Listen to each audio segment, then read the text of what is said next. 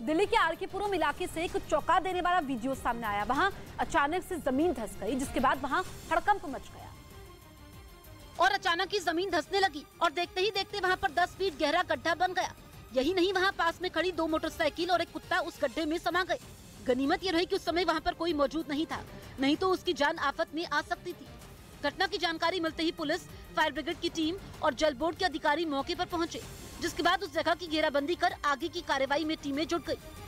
इस बीच चीन ने गाजे बाजे के साथ अपने मंगल मिशन से जुड़े जिस रोवर को वहां भेजा था उसकी पोल खुल गई। अमेरिकी स्पेस एजेंसी नासा ने दावा किया कि चीन का मार्स रोवर करीब 6 महीने से ठप पड़ा है।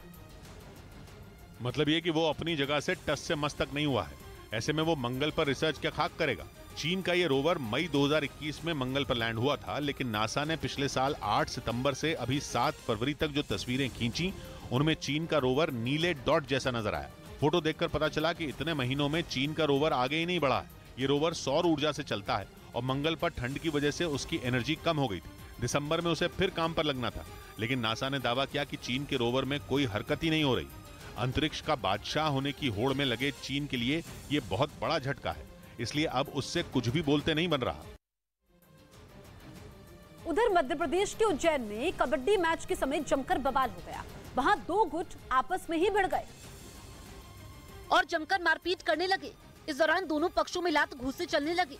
इस मारपीट में कुछ लोग चोटिल भी हो गए। पहले दोनों समर्थकों में आपस में बहसबाजी हुई, फिर ये बहसबाजी मारपीट में बदल गई। जिसके हाथ में जो आया वो उसी से पीटने लगा। कोई कुर्सी से पीट रहा था तो कोई हाथ से।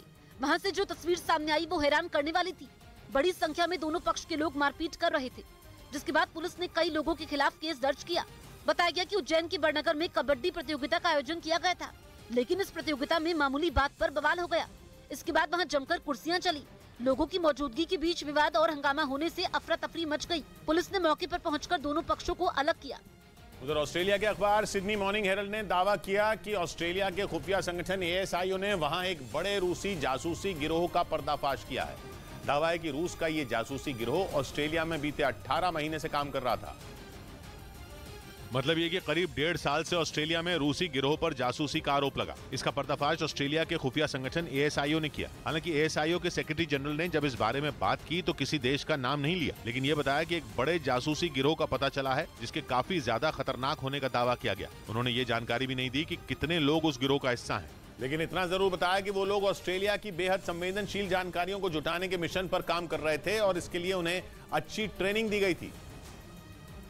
हालांकि इशारों में ASIO के सेक्रेटरी जनरल ने यह बात कह दी कि उन लोगों को चुपचाप ऑस्ट्रेलिया से निकाल दिया गया था। उनकी इसी बात से इसका अंदाजा लगाया गया कि ये जासूसी गिरोह रूस का है, क्योंकि 6 महीने पहले रूस के ही कुछ जासूसों को ऑस्ट्रेलिया से निकाल दिया गया था, लेकिन उस वक्त उनके वीजा को रद्द नहीं किया गया था।